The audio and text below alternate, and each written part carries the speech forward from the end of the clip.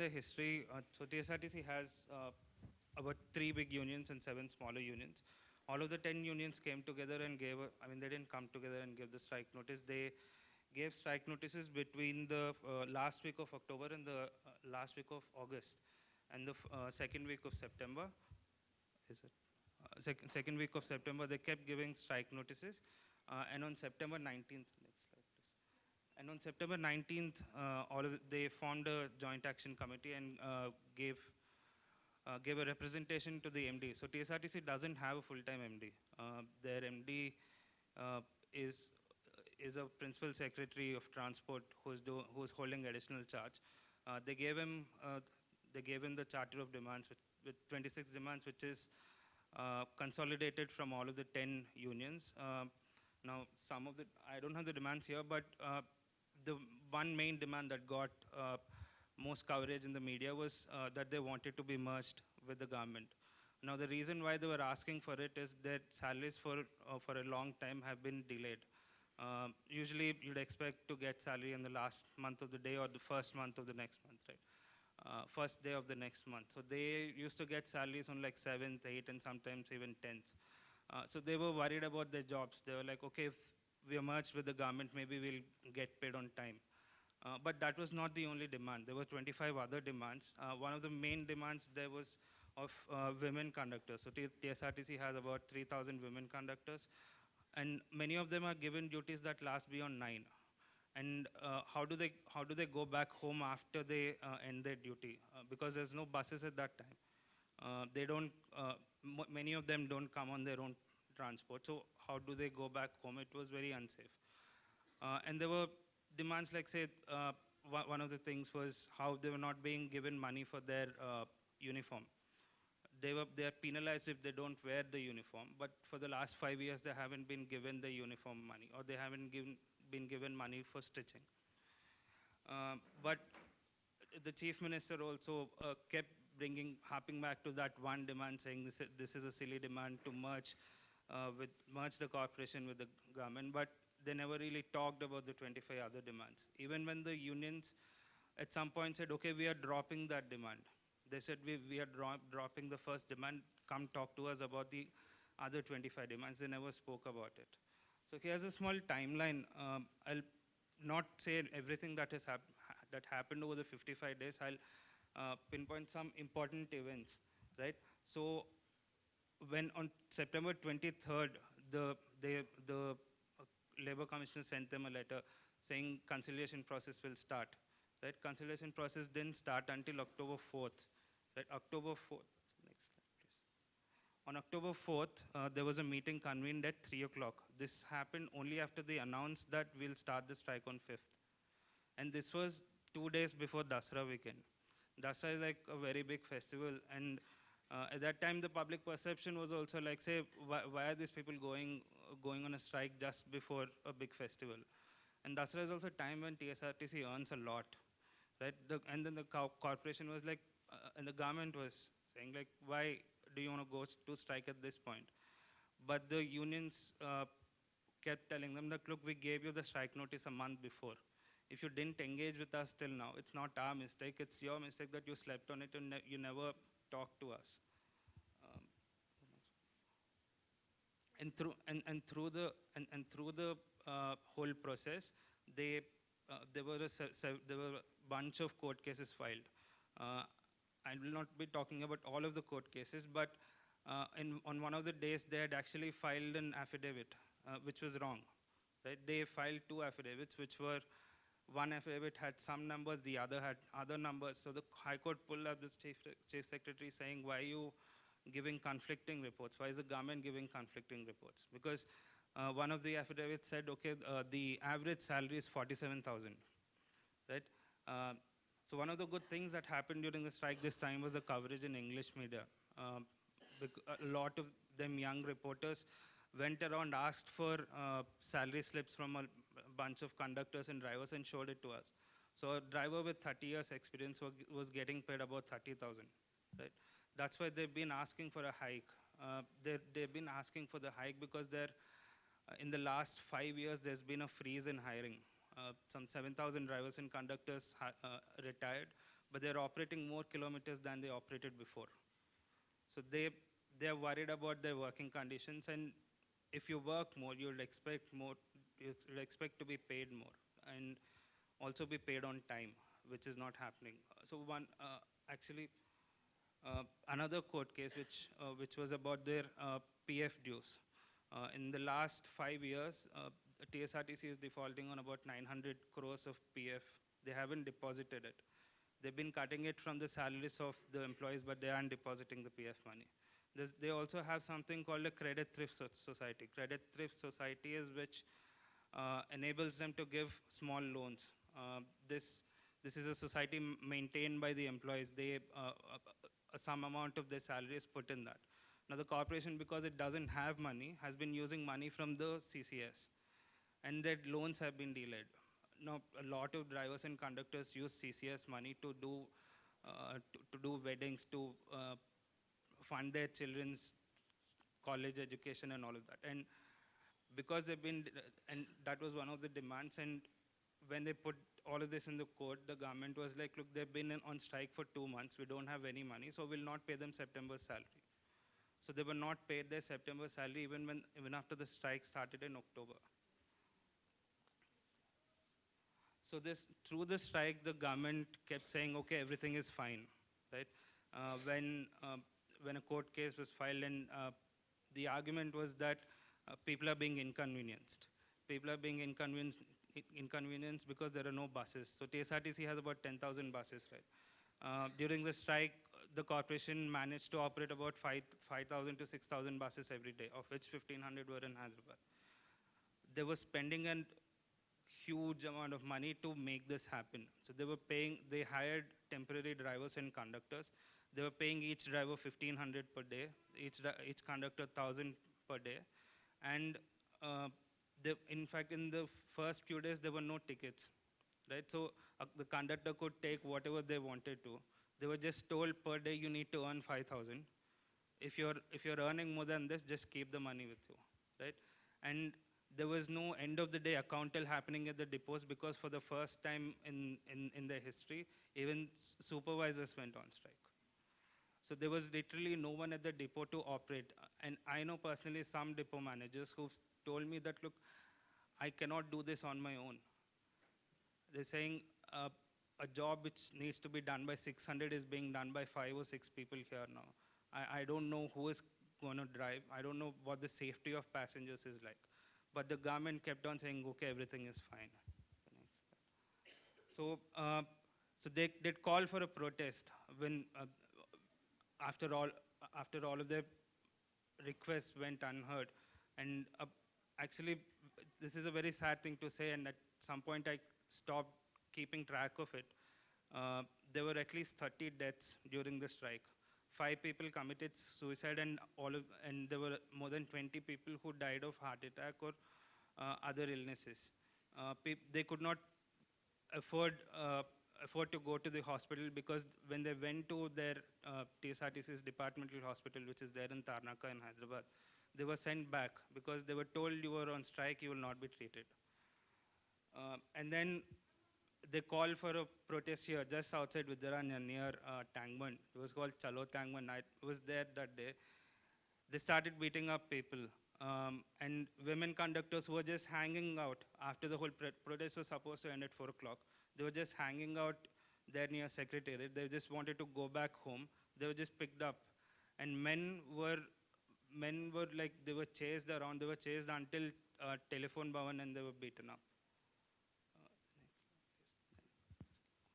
And this, after a lot of struggle, on 52nd day, the unions announced, okay, we are going to end the strike. We will report to duty from tomorrow, take us back. Now the government's press release that day was, no, we cannot take you back. And they beefed up the security at the depots. And then the next day, they were literally going and people crying. People were detained. Thousands of employees were detained for reporting to work. Now imagine going back to work and being told, no, you're not welcome. And these are 47,000 people. This after, the best thing about this, not the best thing, what amazed me, what took me surprise, took me by surprise was 47,000 people not reporting to work, even after the chief minister telling them you will be dismissed from work if you don't report back on November 2nd. He gave them he kept giving them those deadlines, but they never went back to work. They were like, we want all of our demands met, otherwise we'll not come back to work, because their argument was our fight is to save TSRTC. Our fight is not just for ourselves. They were okay with dropping the demand of their pay hike as well. They're like, we want to save TSRTC because there's a neglect for a very long time. You're not funding them properly.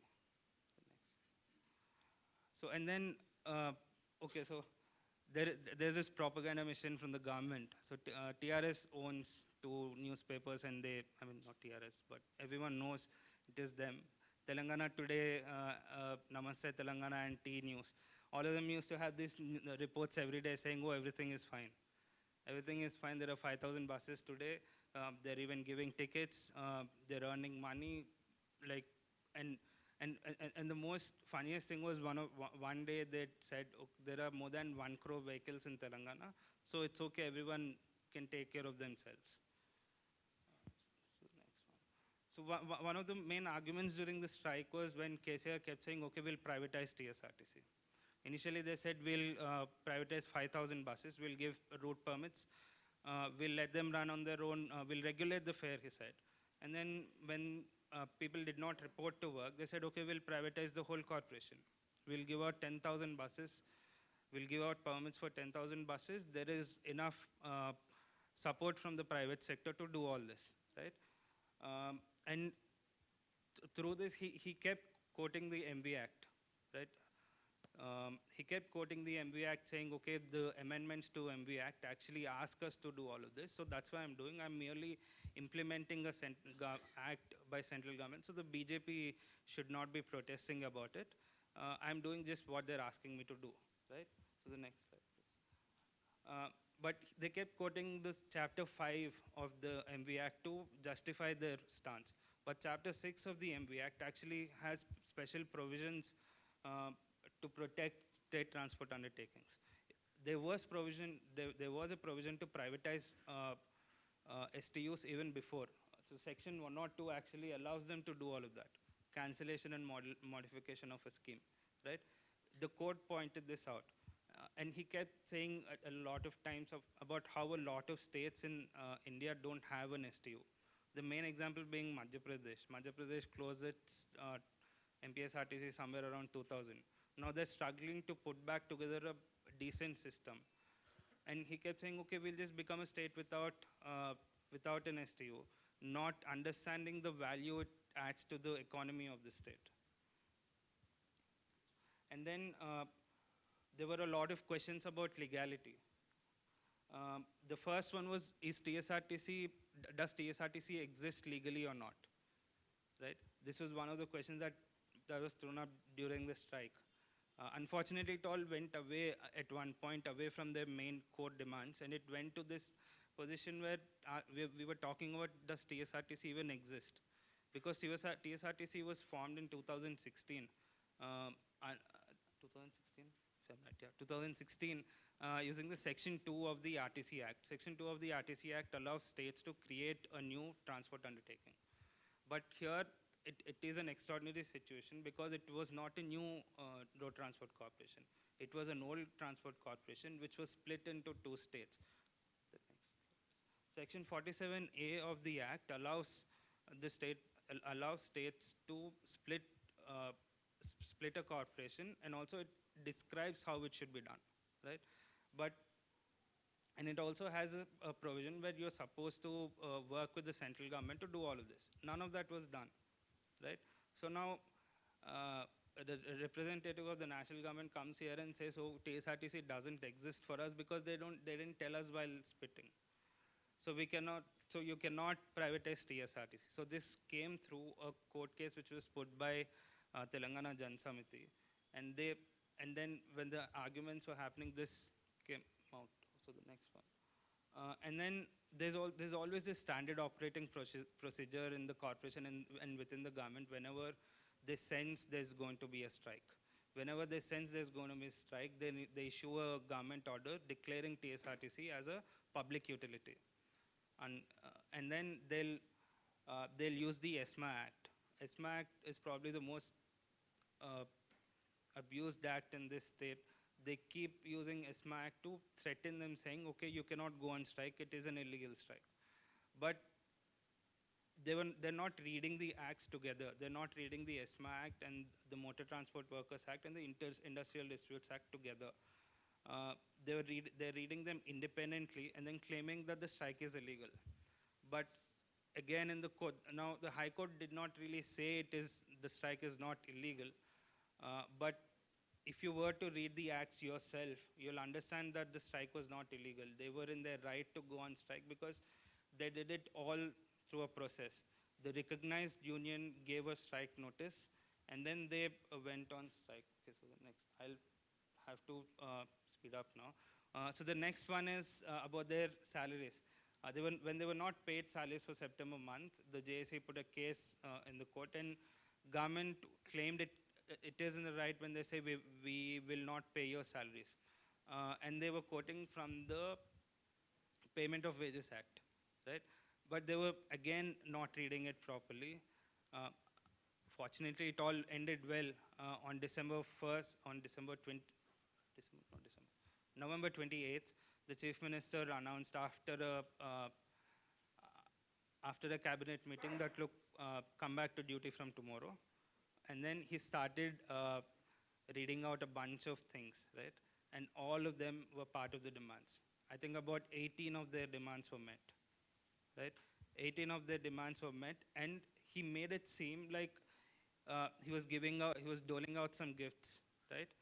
And then there was this argument in Telugu news channels about whose win is it? Like, did TRS win or did the unions win? So then I said, okay, then I thought for myself, maybe this historic strike should not be reduced into a win or loss, right? It is not a win or loss. They fought for 55 days. They were strong all that time, and they were able to at least get 18 of their demands done.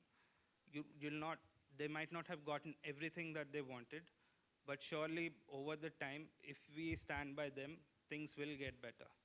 The next one, please. Okay, just move. Just keep going. I won't do this.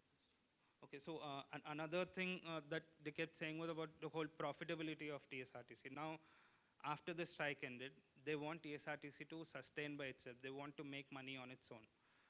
But can TSRTC actually make money on its own from fare box alone? Because their only source of revenue, 75% of their earnings come from the fare box.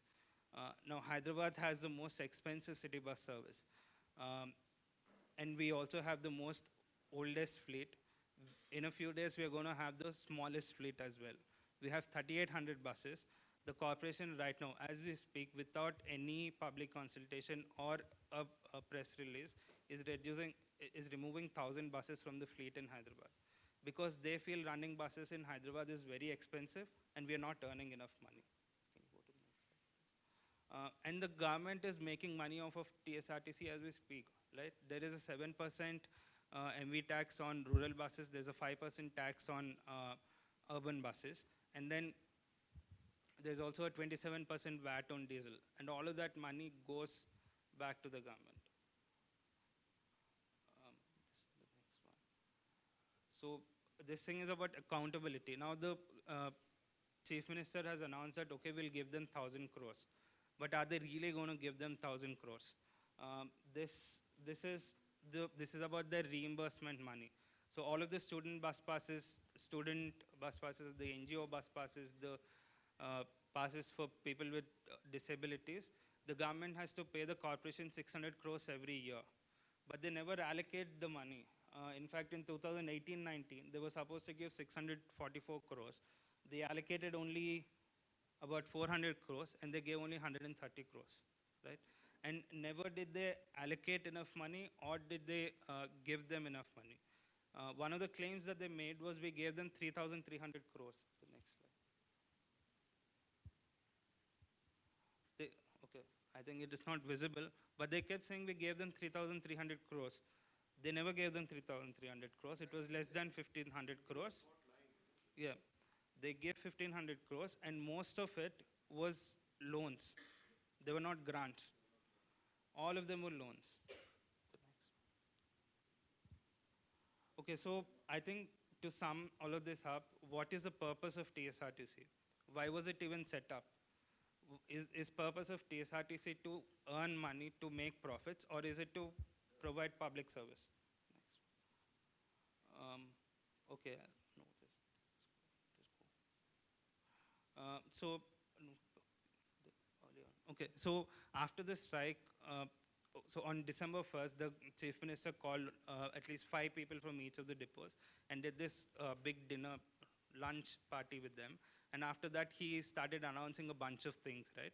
And at that time, we thought, okay, maybe he's gotten better, he'll do better things for the crew, right? But after the strike ended, now the crew are being asked to work more. They're being asked to work, they're doing at least 30 kilometers more per day, which almost sums up to about an hour of work more. They're not being paid overtime for the extra work they've put in. And in Greater Hyderabad zone, in Hyderabad city, because they're removing 1,000 buses, there is an excess of 5,000 drivers and conductors. Now they don't know what to do with them. So some of them have been asked to control traffic at bus stops, but how many do you put at bus stops, right? So there's all of the excess staff is being sent home, and that day they won't get attendance. So that will be counted as a leave. I was just talking to a conductor just before this. All of his CLs have been exhausted because the depot could not give him work.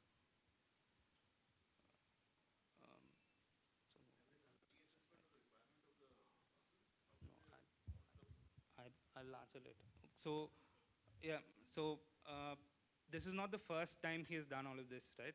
In 2015, when this went on strike, he said the same thing. He made the same threats. He kept telling, we'll close TSRTC if you make losses. This was in 2016. So now TSRTC is not something that was built in one day or 5 years. TSRTC has been there for 70 years. It was built by hard work of a lot of people. So their tagline is Pragati Radham Prajalanestam, which means like chariot of progress, friend of the people, right?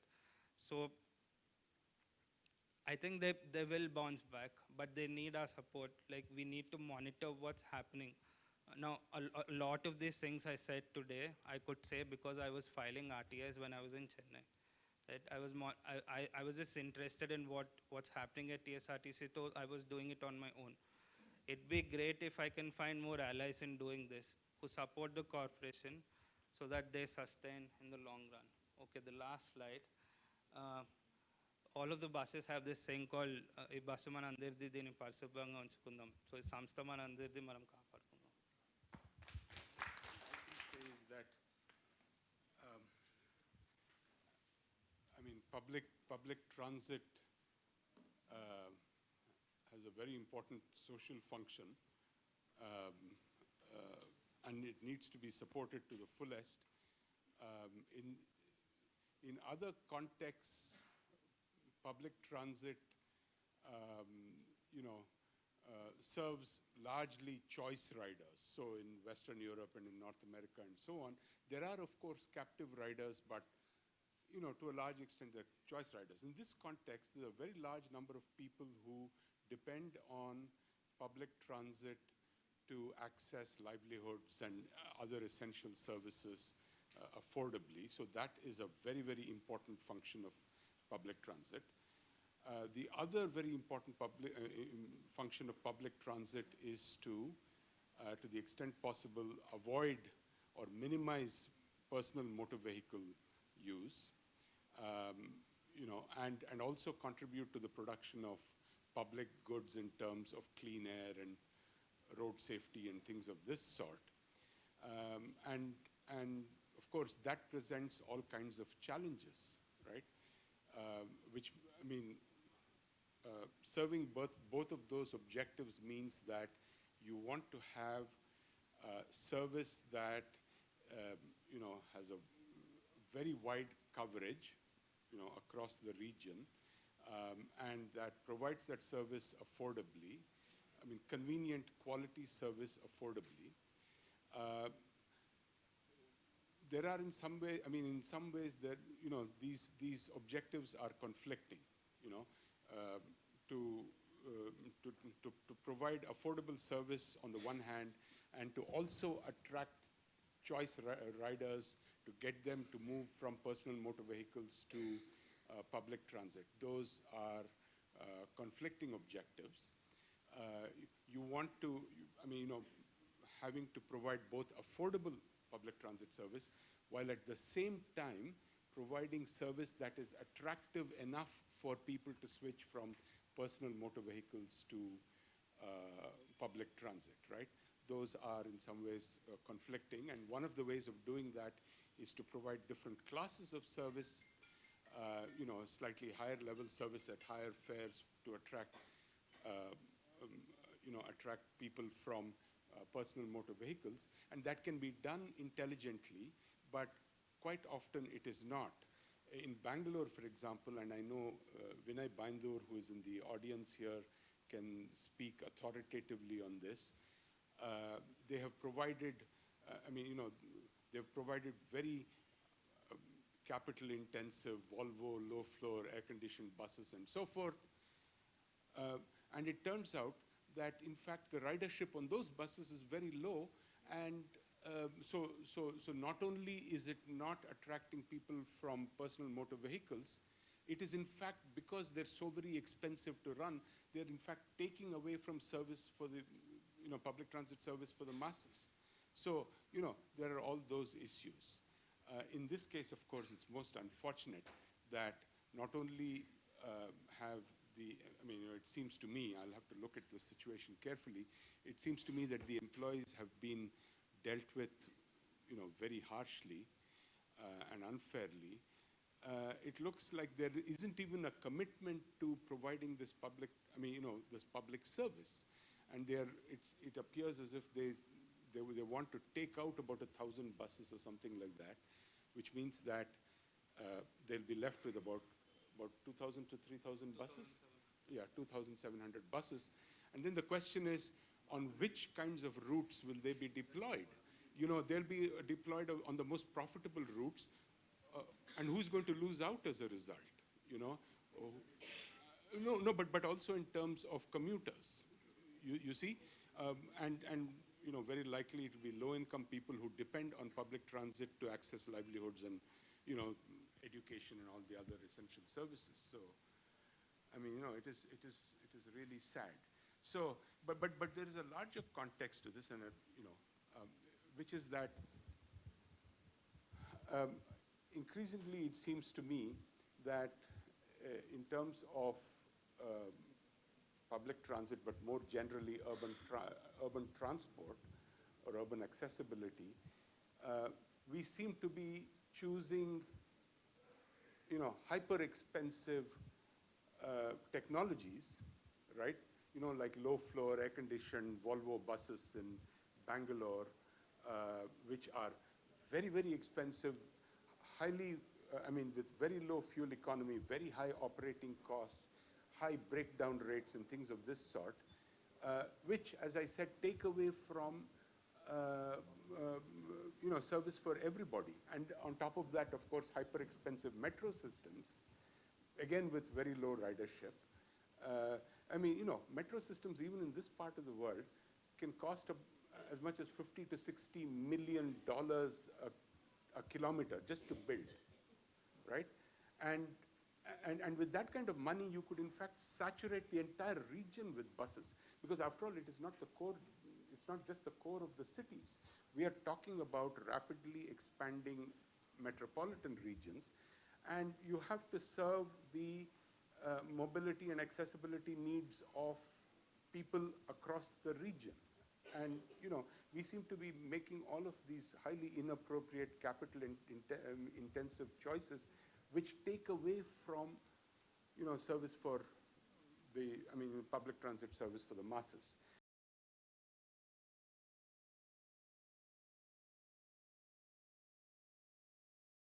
Okay, so what do I mean by standing by them? Uh, is okay. So I was able to help a lot of people not a lot, some people in English media write about the strike, because I knew a lot of these people from before. They were asking me, and I was helping them understand a lot of these things, because there would be press releases coming at like 10:30, 11 in the night, and they would have to quickly write a copy and get it done. So I used to help them decode a lot of these things. But Telugu media was pathetic, right? It was really bad. And Telugu media has this culture of doing early morning debates. The mid debates at 8, 9 in the morning. And they were very uninformed debates. So if someone could help people who are going there understand what these things are, I'm not saying we should go and talk there. If you know people over there, help people who are writing about these things understand what these things are, will be helpful. Another thing was a lot of things I could say because I was filing a bunch of RTIs. But I wasn't even in Hyderabad. I was working in Chennai. But I just wanted to know how they're working. So if you really want, just see, it's also fun. It's also fun to see how they work. Like say, ask a depot how many kilometers they operate per day. Before they used to operate before the strike, and after the strike, how many are they operating? What is the crew productivity before the strike and after the strike? What are the OTs? What the overtimes were like before the strike and after? How much were they paid before and after? Because uh, they're increasing the number of kilometers they're supposed to operate, but they're not changing, they're not doing any route survey to change the timings that are given. So there's this not very popular, but very long route 300 by 126, which goes from Dilshuk Nagar to JNTU using the inner ring road, and it goes through that very horrible road from biodiversity, IKEA, and then Cyber Towers, right? It gets very congested, but the running time given is 1 hour 55 minutes in the morning at 6 o'clock and 1 hour 55 minutes in the evening at 6 o'clock as well. We all know the congestion is so bad. So in fact, the congestion is so bad, when they're supposed to start their fourth trip, they're just finishing their third, they're just starting their third trip, right? And now after the strike, they haven't been allowed to cancel trips. So they have to finish all of that. And in the last, it is useful for me as a commuter because there's going to be very good late night service because they aren't able to go home.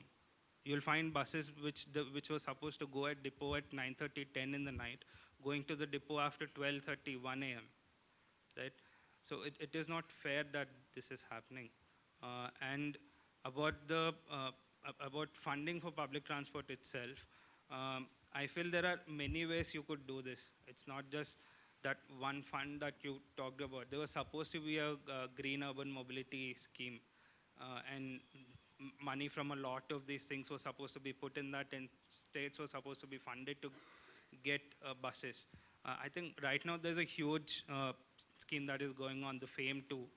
They're funding about 5,000 electric buses in India, but that is being done by Department of Heavy Industries. It's not being done by Ministry of Housing and Urban Affairs. And in the state itself, right, in Hyderabad, the roads are managed by GHMC. The metro rail is managed by HMR, which is an SPV of Municipal Administration and Urban Development. Transport is not under them, so they don't care what's happening to TSRTC. KTR during the elections last year announced that Hyderabad will get 3,800 electric buses. But he's just an IT minister.